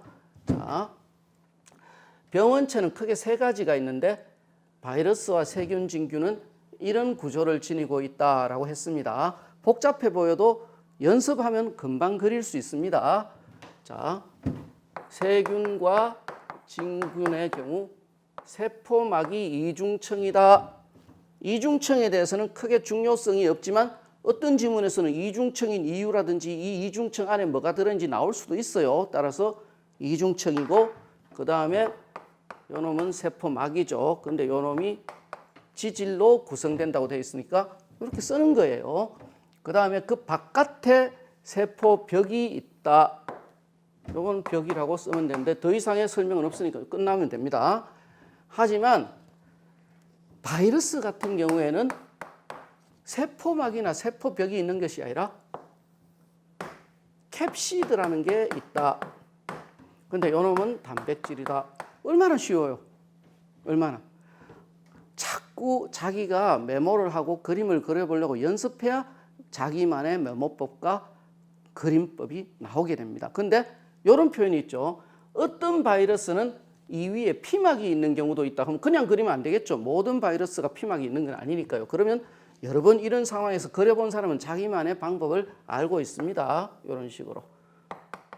요거는 자기 스스로 약속을 하는 거죠. 피막은 있을 수도 있고 없을 수도 있다. 근데 피막은 지질이다. 아무리 똑똑한 사람도 이렇게 메모하지 않고 문제를 풀 수 있는 사람은 없습니다. 그리고 어떤 사람은 시간을 2시간을 줘도 못 푸는 사람이 있어요. 왜냐하면 한꺼번에 여러 가지를 기억할 수는 없기 때문이에요. 그 시간에 짧고 간단하게 메모하는 연습을 하는 게 훨씬 좋습니다. 자, 그 다음에 다시 돌아가면 세균과 진균 중에는 포자가 있어서 강력한 저항성을 가진 그런 애들도 있다. 그러면 이것도 역시 있을 수도 있고 없을 수도 있으니 이런 식으로 메모하면 거의 끝났습니다. 이게 다예요. 이제 1단락은 안 봐도 돼요. 자, 그 다음 2단락은 쭉 쉽고, 그 다음에 3단락을 보면 갑자기 이제 살균제와 감염방지제와 소독제가 나옵니다. 벌써 분류가 나왔죠. 그러면 적으면 되죠. 멸균제, 그 다음 감염방지제, 그 다음에 소독제. 근데 이때 중요한 것은 이거 세 개가 공통된 기준이 아니죠. 감염방지제 안에 소독제가 들어가는 것을 표시를 해 두셔야 돼요. 그 다음에 이제 쭉 분류 기준에 따라 적습니다. 자, 멸균제는 모든 병원체, 이것도 자꾸 메모한 사람들은 이런 기호를 가지게 돼요. 모든 병원체는 A라고 적습니다. all이란 뜻이죠. all. 그래서 어떤 학생들은 과학이나 수학에서 하는 방법을 따라 이렇게 A로 거꾸로 적는 기호 아시죠? all일 때는 A를 거꾸로 적는 그런 논리학의 그런 기호법이 있어요. 그래서 이렇게 적으면 되겠죠. 요거 알아두세요. 모든 것은 A를 거꾸로 한 걸로 적으면 됩니다. 그래서 모든 병원체니까 벌써 생각을 해보셔야 되죠. 모든 병원체는 뭐 단백질이든 지질이든 그다음에 세포벽이든 포자든 다 없앤다 이런 이야기입니다. 그래서 뭐 모든 병원체 뭐 세균이든 진균이든 그다음 바이러스든 다 없애고 그다음에 지질이든 단백질이든 벽이든 포자든 다 없앤다. 이런 식으로 모든은 한번 알아도 뭐 이렇게 적어 주시는 게 좋아요. 그다음에 감염 방지제는 이렇게 적습니다. 모든에서 이런 식으로. 자, 선생님 메모법을 가르쳐 주는 거예요. 마이너스 포자라고 적고 나머지는 다 똑같아요. 나머지는. 근데 포자는 세균, 진균에 가끔 있는 놈이니까 바이러스는 역시 퇴치를 할 수 있겠죠. 하지만 자, 이것은 감염방지제에서 독성을 약화시킨 거라고 했습니다. 왜 독성이 약화돼야 되는지는 설명이 거기 나와 있죠. 자, 이걸 다 없앤다는 거예요.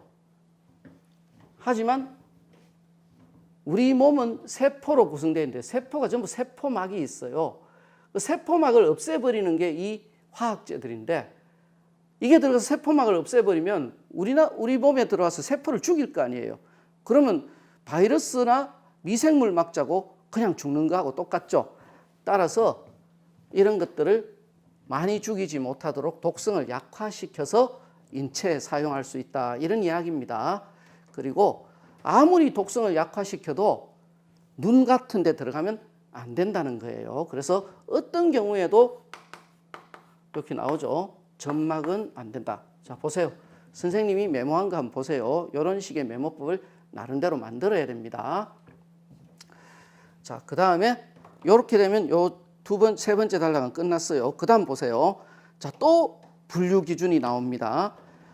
알코올 화합물과 그 다음에 산화제, 그 다음 알킬 화제와 또 산화제 이렇게 나오는데 자, 요 분류는 기준이 있습니다. 바로 첫 번째 나오는 표면을 공격하는 것과 내부를 공격하는 게 있습니다. 그걸 생각하면서 한번 분류를 해볼게요. 자, 알코올 화합물입니다. 근데 알코올 화합물은 보세요. 지질도 없애고 단백질도 없애고 세포벽도 없앱니다. 역시 모던입니다. 근데 모던에서 지질도 없애고 단백질도 없애고 그 다음에 세포벽도 없앤다. 요때 요게 조금 어려웠던 이유는 요 지질을 요것과 연결시켜야 되죠. 지질에다가 다시 여기다가 알기 쉽게 세포막이든 피막이든 막이 달린 것은 다 없앱니다. 조금 힘들면 이렇게 세포막, 피막이라고 적어주셔도 괜찮겠죠. 그리고 단백질을 없앤다는 것은 펩시드를 없앤다라는 말하고 똑같아요. 이렇게 적어두면 됩니다. 그 다음에 산화제는 자 여기서 산화제는 뭐냐 하면 거기 보세요. 캡시드를 없앤다고 합니다. 따라서 캡시드를 공격하죠. 캡시드를 이렇게 적습니다. 캡시드. 그럼 캡시드만 없애니까 지질이나 요 벽은 없애지 못한다는 말이고 그 말은 다시 세포막과 피막을 없애지 못한다는 말이죠. 그래서 어떤 점에서는 나쁘겠지만 어떤 점에서는 좋다는 게 좀 이따 문제 하나가 나옵니다. 좋은 점은 뭐냐 하면 안전해요. 즉 이거는 지질과 벽을 공격하지 못하는데 지질은 세포막이니까 인체가 세포막으로 구성되어 있으니까 위험할 염려는 적겠죠. 하지만 요놈은 피막이 있는 바이러스를 공격한 것은 약하겠죠. 그래서 피막이 있는 바이러스는 공격력이 약해진다. 이렇게 자꾸 연습을 해서 자기만의 기호를 만드세요. 그 다음에 요거 두 개는 다 뭡니까? 외부를 공격하는 거예요. 그 다음에 내부를 공격하는 것으로서 다시 알킬 화제가 있죠. 근데 알킬 화제를 보세요. 알킬 화제를 보면 단백질을 없애고 핵산을 없앤다고 돼 있어요. 그리고 단백질 그리고 핵산을 공격한다. 이거는 세포핵이 세포 내부에 있다는 정도의 상식은 가지셔야 돼요. 그리고 세포핵은 핵산으로 구성되어 있다는 것도 아셔야 됩니다. 근데 이때 중요한 게 이겁니다. 자, 이 단백질은 세포의 표면을 얘기하는 단백질도 있지만 지금 내부를 공격한다고 했으니 내부에 있는 단백질이기도 한 거예요. 따라서 단백질을 공격한다 할 때는 세포 표면을 공격하는 단백질도 그 세포 표면에도 단백질이 있고 세포 안에도 단백질이 있다면 내부와 외부를 다 공격한다는 걸 이때 눈치를 채야 됩니다. 그럼 산화제를 볼게요. 산화제는 두 번 나왔네요. 두 번 쓰셔도 돼요. 자, 산화제는 아까 캡시드를 공격한다 그랬는데 캡시드는 뭐였습니까? 단백질이었죠. 그러면 기억이 한 번 더 강화되겠죠. 산화제는 단백질을 공격하는데 이때도 아까 말했죠. 이때는 내부기 때문에 표면의 단백질뿐만 아니라 내부의 단백질도 공격한다. 그러면 내부의 단백질은 뭐냐 하면 여기 딱 나와 있습니다. 효소라고 돼 있죠. 자, 표면에 있는 것과 내부에 있는 것, 그리고 단백질도 표면에 있는 것, 내부, 그리고 효소가 단백질로 구성되어 있다. 이런 것들은 기본적으로 좀 기억해 두셔야 돼요. 인체에서 제일 중요한 조직들, 그리고 호르몬, 항체, 효소 이런 것들은 전부 단백질로 구성됩니다. 그러면 요 정도의 지식, 방금 보세요. 호르몬, 항체, 세포막은 지질이죠. 호르몬, 항체, 그 다음에 인체의 많은 근육 같은 조직들, 그리고 효소 이런 것들은 다 단백질로만 구성된다. 요 한 줄만 기억을 해도 생물 지문의 30%에 해당하는 지식을 다 그냥 읽지 않고도 알 수가 있습니다. 자, 요 정도만 하면 전체 내용이 다 이루어진 거예요. 요거 하나 중요합니다. 지질의 문제죠. 자, 지질이 공격을 받는다면 지질이 있는 바이러스를 죽이기는 쉽겠지만 사람도 안전하지 못하다. 그 다음 지질을 없앤다면 사람은 안전하고 캡시드를 공격하기에는 더 쉽겠지만 지질이 있는 바이러스를 공격하기는 어렵다. 이 정도만 알면 대충 풀 수가 있습니다. 자, 문제 한번 풀어볼게요. 34번에 4번 볼게요. 34번에 1번 문제를 보세요. 자, 병원성 세균은 어떤 작용 기제로 사람을 감염시킬까? 이 기제라는 말은 메커니즘이라고 하기도 하는데 요거는 1절차, 2절차, 3절차를 거쳐서 이런 일이 이루어진다라는 작동 과정과 작동 절차와 작동 원리에 대한 이야기를 기제라고 합니다. 자, 여기는 방역하는 그 어떤 화학제들이 어떤 식으로 그 바이러스와 세균을 죽이는지 원리는 나와 있지만 세균이 감염을 시키는 원리는 안 나와 있어요. 따라서 1번이 답이에요. 쉬워요. 그 다음에 35번을 볼게요. 자, 적절하지 않은 것 2번이 정답이죠. 자, 소듐은 뭐냐 하면 이것은 산화제예요. 산화제. 근데 이것은 보세요. 단백질을 요 산화제인데 산화제도 여러 가지가 있어요. 여기서 설명되는 산화제와 여기서 설명되는 산화제가 좀 다르죠. 소듐은 여기서 설명되는 산화제니까 아까 뭐라 그랬어요? 상위 범주인 내부를 공격하는 것이다 해서 그냥 2번이 답인 거예요. 그래서 이렇게 분류를 해두지 않으면 왔다 갔다 해서 푸는 것은 불가능에 가깝습니다. 분류 연습을 좀 하고 자기 나름의 분류 기호를 만드세요. 그럼 36번을 볼게요. 자, 36번 3번이 좀 어려웠는데 3번이 어려웠으니까 4번과 5번을 틀렸겠죠. 3번을 볼게요. 3번은 리언은 바로 감염 방지제예요. 그러면 여기 있네요. 감염 방지제는 포자가 있는 즉 세균과 진균 중에 있을 수도 있고 없을 수도 있어요. 요거 빼고는 다 죽입니다. 그 다음에 자, 그럼 보세요. 포자가 있는 것 빼고는 다 죽이니까 좋겠다라고 하면 되겠어요? 안 되겠어요? 그러면 포자가 있는 거는 빼고는 다 죽인다 하는데 그러면 세포막도 죽이고 세포벽도 죽이면 그럼 인체가 가진 세포는 어떻게 되겠어요? 따라서 위험하기도 하다. 그래서 독성을 약화시킨다 그랬죠. 그래서 그다음 또 하나 요거는 근데 인체가 아니라 바이러스죠. 자, 다 죽입니다. 다. 포자가 있는 것 빼고는 다 죽입니다. 따라서 바이러스 종류에 따라 살균 효과가 달라질 수가 있겠군. 자, 요걸 설명을 할게요. 자, 디귿을 그리고 요거 디귿은 리언에 포함돼요. 그래서 똑같은 요것만 알면 돼요. 그래서 리언은 지지를 죽입니다. 지지를 왜 모두 포자 빼고는 다 죽이니까 벽도 죽이고 지질 막도 죽이니까 지질도 죽여요. 따라서 보세요.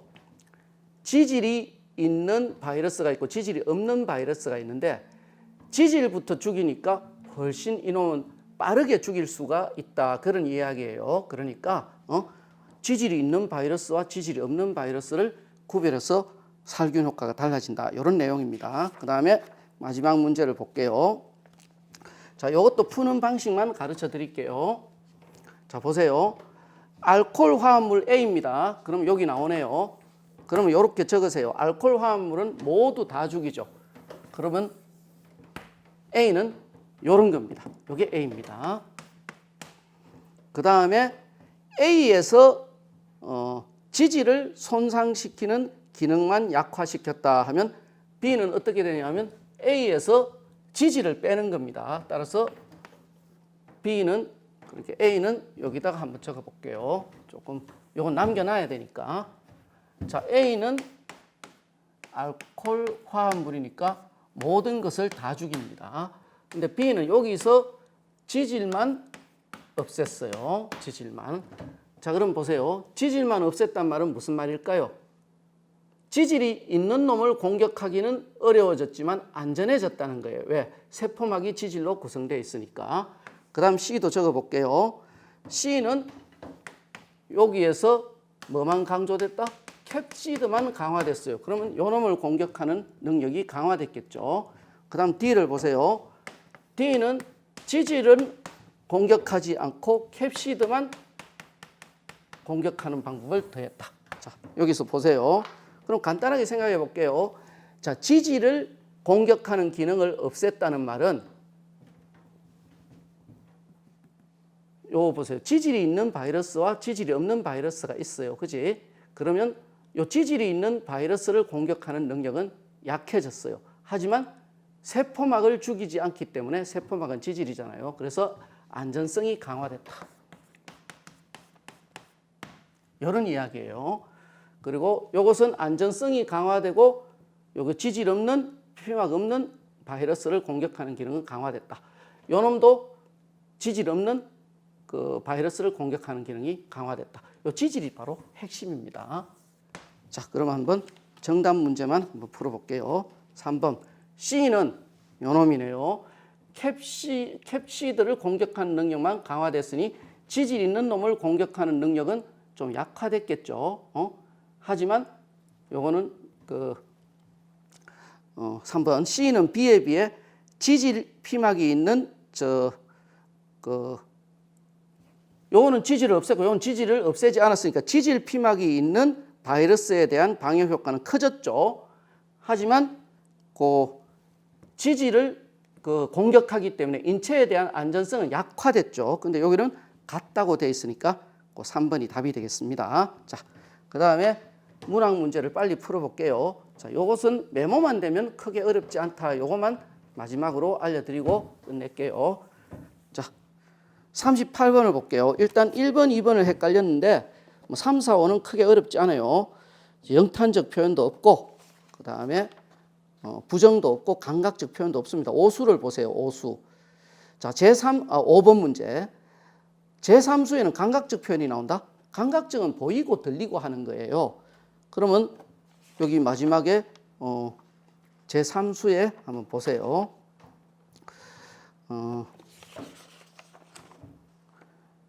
자, 제3수에 나타난 반응이 육수의 감각적 표현. 강산이 좋아도 내분수로 누워있지 않고 임금을 앉는데 갚을 길이 없다. 여기 무슨 감각적 표현이 나옵니까? 그래서 5번을 정답으로 한 사람은 좀 문제가 있고요. 자, 2번을 볼게요. 자, 여기서 2번에서 핵심 선지는 시상이 시작된답니다. 시상이 시작된다니까 첫 줄부터 보는 거예요. 자, 이수는 보리밥 푼나물을 먹은 후에 당연히 구체적이죠. 근데 3수를 보세요. 잠들고 혼자 앉아 먼 산을 바라보니 먼 산과 잠들고도 당연히 구체적인 내용이죠. 따라서 추상성이 강화된 소재가 아닙니다. 따라서 2번이 틀렸어요. 그래서 요 지문은 요 문제는 2번이 틀린 걸로 1번을 고르는 수밖에 없습니다. 1번의 해석은 조금 어려워요. 왜냐하면 그 1수에도 산수간이 나오고 6수에도 강산이 나와요. 그래서 어떤 학생들은 이 산수가 강산인데 차이가 뭐가 있느냐? 왜 이게 구체적 경험적 공간이고 관념적 공간인지 나는 모르겠다. 예, 그거는 출제자의 의도상 읽어줘야 돼요. 그래서 어려운 해석이므로 세모를 하고 2번에서 잠들거나 먼 산이 절대로 추상적인 소재일 리가 없다라는 것으로 2번을 지워서 1번을 푸는 방식이 제일 좋습니다. 그 다음 39번을 보세요. 자, 39번에 3번. 자, 님이 와도 산처럼 반갑지 않다. 여기서 낚인 거죠. 이 말은 산이 님보다 더 반갑다는 거예요. 그러다 보니 님하고 거리를 드러낸다라고 착각할 수 있는데 본문을 가서 보세요. 그리워하던 님이 온다고 라고 했어요. 그냥 님이에요. 그리워하던 님이에요. 그리워하는 님이니까 거리나 소원함이 있을 리가 없죠. 자기가 친화하고자 하는 대상이에요. 그래서 이걸로 낚은 것 같습니다. 그리고 4번은 3번만 해결할 수 있었으면 4번을 선택하지는 않았을 것 같아요. 그 다음 40번을 보세요. 당장 1번이 바로 그 정답인데 부끄러운 것은 부끄러운 것이고 즐거운 것은 즐거운 것이다라고 돼 있어요. 본문에 나와 있어요. 부끄러운 것과 즐거운 것을 조화시키는 게 아닙니다. 부끄러운 것을 없애고 즐거운 것을 강화해야 되겠죠. 즐거운 것은 산수에 가고자 하는 마음이고 부끄러운 것은 명리를 추구하는 마음인데 명리도 조금 추구하고 그 다음에 산수도 조금 추구하는 사람이 있다는 거지 그게 이 사람이 지향하는 바는 아니에요. 이 사람은 산수를 추구하고 명리를 추구하지 않겠다고 분명히 얘기하고 있기 때문에 조화시키는 것이 아닙니다. 그것만 아시면 돼요. 그 다음에 41번과 42번은 정답률이 높기 때문에 풀지 않겠습니다. 그 다음에 45번만 한번 풀어볼게요. 자, 우스워라 라는 것은 비웃고 냉소하는 거죠. 나의 영혼은 죽어 있는 것이 아니냐. 즉 나의 영혼이 죽어 있는 것이 아니냐 하는 것은 서리법으로서 나의 영혼이 죽어 있다는 거예요. 그리고 우스워라는 나의 영혼이 죽어 있는 사실에 대해서 한심하게 생각한다는 거예요. 그리고 나의 영혼이 죽어 있다는 말은 이 시는 자주 나오는 시니까 알아두셔야겠죠. 자유를 추구해야 되는데 추구하지 않는 자신의 어떤 태도에 대해 불만이 있다는 거예요. 자, 우스워라 나의 영은 죽어 있는 것이 아니냐. 나의 영은 죽어 있고 그것은 한심한 것이고, 그 다음에 죽어 있다는 말은 추구해야 되는 그 자유에 대해서 추구하지 않고 있다는 말이에요. 1번을 보세요. 자신의 참여만으로는 이 소통의 장을 활성화할 수 없다는 이야기다. 즉 참여하기는 하는데 그것만으로 부족하다는 얘기가 아니라 자기도 참여하지 않고 있다는 이야기이기 때문에 바로 1번이 답입니다. 그래서 1번만 해결할 수 있었으면 2번을 택하지는 않았을 것 같아요. 자, 긴 시간 그 해설을 드렸습니다. 이게 왜 정답이고 이게 왜 틀렸는지 이해하고 넘어가는 것은 큰 의미가 없습니다. 국어도 암기 과목으로 보시고 지문 하나를 읽을 때마다 암기하고 넘어가는 게 있어야 됩니다. 그래서 문학은 좋은 해설서만 가지고 오면 구절풀이, 어휘풀이, 줄거리, 캐릭터, 주제를 암기하는 게 어렵지 않기 때문에 문학 지문을 다시 보면서 암기하겠다는 생각을 좀 가지시는 게 중요하고, 두 번째 독서 지문을 볼 때는 분류 메모를 하는 연습을 꾸준히 하세요. 아무리 시간이 많고 아무리 집중을 해도 A, B는 이렇게 같은데 C는 이렇게 다르고, A, C는 이렇게 같은데 B는 이렇게 다르고, B, C는 이렇게 같은데 A와는 다르고, 이런 것들을 한꺼번에 처리하기란 불가능에 가깝습니다. 그래서 한 2, 3단락 정도 읽고 나서 이거는 분류 기준이 복잡하고 공통점과 차이점이 복잡한 거구나 하자마자 항목을 적고 그 다음에 분류 기준을 적고 두 문자 요약으로 하나하나 메모해 가세요. 그리고 문제를 풀 때는 메모를 보고 맞춰 푸는 거지 본문을 보고 맞춰 푸는 게 아니에요. 그리고 그 과정에서 조금 더 효율적으로 메모할 수 있는 자기만의 기호들 같은 것도 한번 만들어 보세요. 메모 연습하지 않고 원래 독서 지문을 해결할 수 없다는 사실을 꼭 아세요. 하지만 메모 연습을 하면 두 가지 좋은 점이 있어요. 시간이 부족해도 사실일지로 쉽게 풀 수 있다는 점 하나, 또 하나는 메모하다 보면 기본 개념들이 다 외워집니다.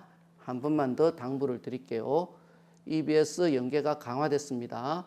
문학은 좋은 해설서를 가지고 와서 단어, 구절, 줄거리, 캐릭터, 주제를 암기한다는 마음으로 다시 정리하세요.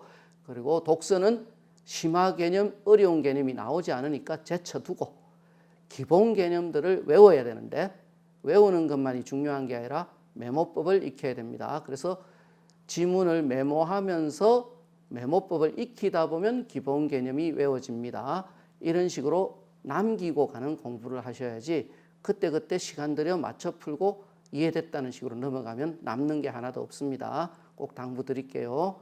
고생하셨습니다.